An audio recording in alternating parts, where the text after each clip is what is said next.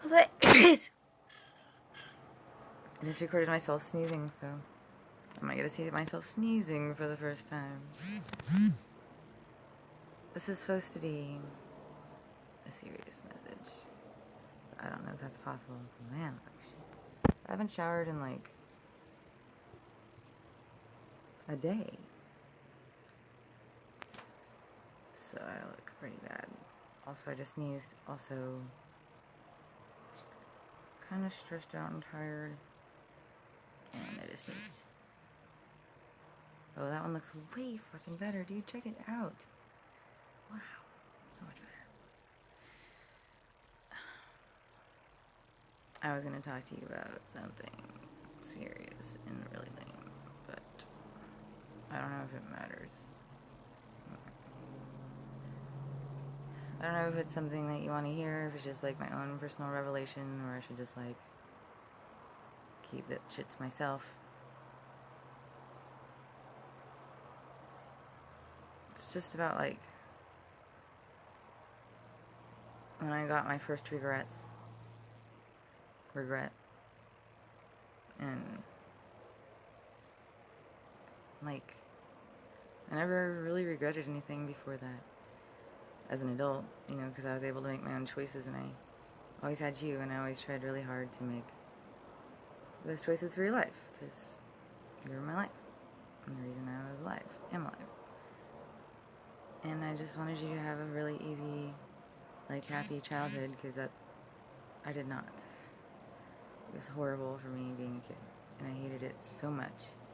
And since I kept you as a baby, I decided that I was going to do at least everything I could and live my life so that you could, so I could try and give you an easy time, at least a lot easier than what I had experienced.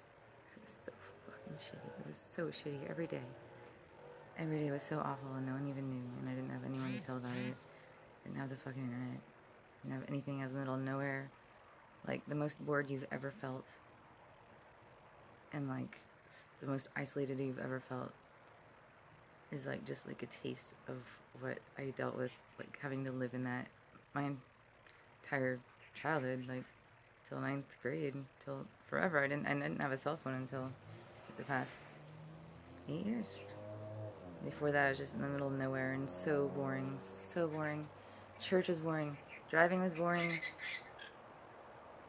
Jail was boring, or as in fucking solitary confinement for like 8 weeks, where I didn't have even a pencil or a piece of paper or a window. I was just in a brick room for like 8 weeks alone, and I wasn't allowed to talk to anyone or sing or see anyone or get like, we gotta go outside with these really shitty shoes, and we had to run on like this concrete, and it gave me shin splints were really bad. And this lady at the thing didn't like me because my mom was like, their husbands liked my mom, and so they gave me clothes that didn't fit and shit. Like they gave me like extra large clothes when I was like a medium or a large at best. So I was kind of chunky when I was a kid because my period, and I didn't. Anyways, point is, I was a pretty good kid, I think. Like, I was a pretty good mom. I tried to be. And everyone fucks up no matter how hard they try, but I didn't have any regrets during that time. I did the best that I could. Like, a lot. And I just had the best of intentions, and then, like, when it was finally over with him because he was acting really immoral, I don't know, I came to my realization, maybe I talk too much and it feels like I got on a different subject, so maybe when I'm ready to focus on this, because now I'm talking about Matt, but I guess I'll finish so that I don't have, hopefully this doesn't happen again, and I can do what I was meaning to do. So Matt and I were together for like 4 years, and it was my longest relationship ever, but he was a lot older than me, which was, I guess, okay, but like some things, like personal things, like affection and stuff, he was just a lot different than me, because he was 20 years older than me. 20 years is a big age difference, and like a total generational thing. Like, that's like the age of your parents. And your parents are way different than you just because they grew up in a totally different time era. And he grew up in a different time era, and he was a trust fund kid, so he was really lazy. He'd never really had a real job. Not ever. I think he might have had a washing dishes job so he could be with his friends when he was little. But other than that, like, he never really had a job. He had his internet thing that he made money at. What the fuck? I keep getting these weird messages, sorry. Go away. Oh, I just changed the setting. Now it's scary, sick look again. Yeah, come on. Ooh, I don't like that one because my mouth has black and my eyes have black, and it's pretty fucking scary. Is there a way that it looks better? What's that? It looks like it's a window. It's like my office and it's a window, but guess what? It's a mirror, so it's kind of like a window to another dimension. I didn't really try to get it in there. Why is that the same but different? These ones should not be as popular as they are. Dude, come on. Oh, what the... It does not want me to be me. Alright, I get it. Okay, so Matt didn't want to have a job, and we were together for a long time. And he didn't ever pay any rent or any bills, and I paid for everything. Like his hot dogs, his fucking, just petty shit. And I got really tired of it because he never really cleaned, and like, he was always on the computer all day doing secret shit, and like, erase his history, and wouldn't hang out with me, and would never go to bed with me, like, ever. Every night I'd go to bed alone. And I had a boyfriend, and he would just sit there on the computer doing fucking what? Not making money. And plus he started getting really immoral, because I think he was getting frustrated too, even though he wouldn't say that. And he, like, started saying shit like he didn't care if he scammed old people, because money was money, and he had to do what he had to do to survive, even though he was not just surviving, he was being taken care of by some chick 20 years younger than him. Like, he was pimping. Like, really. And, yeah, so our relationship, like, wasn't very, like, emotionally satisfying for me, and then he started doing things like that, and it just was so gross to me. It made me not like him. Like, I'm not gonna hang out or talk to associate or be associated with anyone who thinks it's okay to scam helpless people and hurt them. Like, just because you're not physically hurting them does not mean that you're not hurting them in other ways, in terrible, terrible ways that will come out hurting them physically because they can't pay for their bills or can't help their kids with their bills, medical, because we're in the United States of America where our health system's fucked and fucking bunk, and no one gives a fuck about our health, and they're trying to fucking kill us off. You know, and even when you do have insurance, you don't even get the care that you fucking need, and you still have to pay. After paying for insurance and shit, you still have co-pays and deductibles and, like, cap, like, whatever, caps on the amount that they'll ever pay ever. So, medical system's fucked up, and you're still hurting people by taking their money, especially if they're old and they're retired and they can't just go out. And he was a young, strong man. He would go to the gym. I'd pay for his gym membership, or his mom did, who was like 85, also not working. He couldn't even pay for his own, like, anything. And he'd go to the gym and work out, but he couldn't work for like an hour a day or anything. Wow, this is long and not even covering the topic. So we broke up, and I broke up with him, and it was like, for 2 years I was trying to break up with him every couple of weeks, but he wouldn't leave. And I did love him, and he was fun when we did actually do stuff, but which we didn't get to do very much because it's rainy a lot in the winter, and if you don't have money, you can't go inside, really. Which I also found out was springish, summerish, without money outside. No one likes you when you don't have money.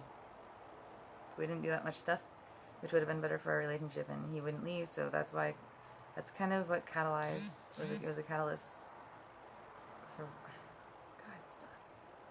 for why we went to Alaska too, is that he wouldn't leave, and my lease was up for renewal like in a month, and my job was like, it was an awesome job, and like I fantasized about that. I regret leaving that, but there was a merger of the law firms. Like, it had never been merged before, and this big East Coast firm was merging with our firm, which was also a big firm, but something about the economy and blah blah blah. Oh my god, stop! These messages are fucking bullshit. But everything was kind of in a state of transition, and maybe in the long run, like, maybe it wasn't, a mistake. Maybe this stuff was supposed to happen. Maybe it's not as bad in my head maybe it's not as bad in real life as it is in my head. It's been pretty shitty for me. And it's a big difference than the first years of your life. I was looking at, I mean, you're still in Fairbanks. I don't know where you are, and I'm trying to get these things done. And I was looking at pictures on this hard drive that I found, submit to the judge and show all the things that I enrolled you in and made sure that you got to do if you wanted to do them, to show that I'm not a horrible, horrible, shitty parent who has been neglecting you your whole life and stuff. You've had a decent life, at least here with me. Could be worse, I think. I was looking at these pictures, and around the time when I was gonna move to Alaska, and I just made that decision, I was really upset. I knew it was the wrong decision, but it was the first selfish thing I'd done in my life, and I was feeling selfish. I'd been with Matt for so long, and like he'd neglected me emotionally so long. Like, you know, I'm like to be intimate and snuggle and hold hands and stuff, and he never really did that with me, and he never acted like a man.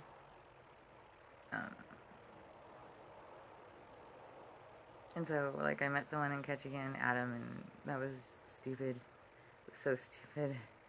But I was just so lonely that it made me, it totally made me insane. Like, I wanted that so bad, and it felt like love because it was intimacy, and it just felt so good.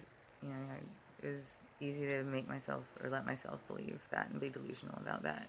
Even though it was stupid and not love. I didn't even know him, and it was just feeling good in a different way than I had for a while. A long time. So that's what led up to us going to Ketchikan. And I felt bad inside, but I was trying not to let myself, and that's when I started drinking heavy too. Like, I drank like a couple times a week, like Tuesday and Friday or Saturday, but I never drank like I did for years and years after that. Just so wasted all the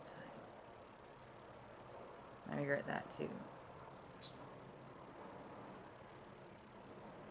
When you're wasted all the time, like, you feel so shitty. I felt shitty, but just because you feel shitty doesn't mean you understand. Like, I feel like I understood yesterday. I'm seeing the pictures because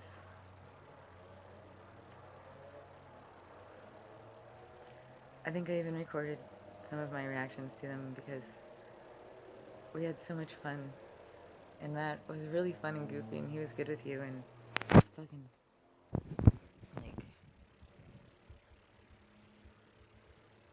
like, both of us, like, your face and my face were just so happy. And then, like, when I started drinking and moved to Ketchikan and stuff, like, my face changed, and so did yours.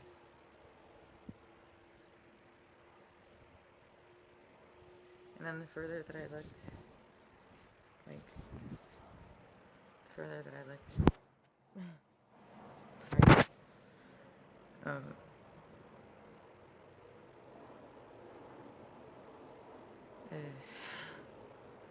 it just got worse.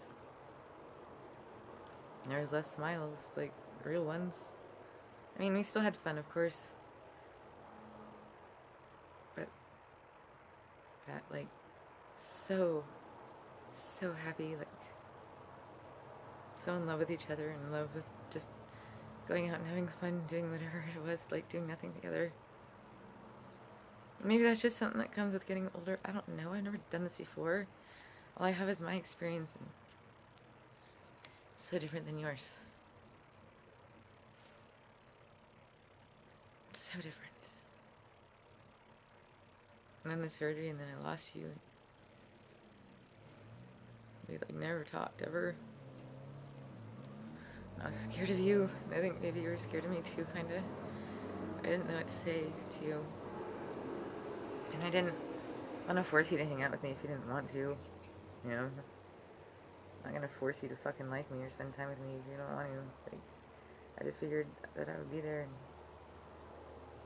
maybe I could, like, catch your interest if...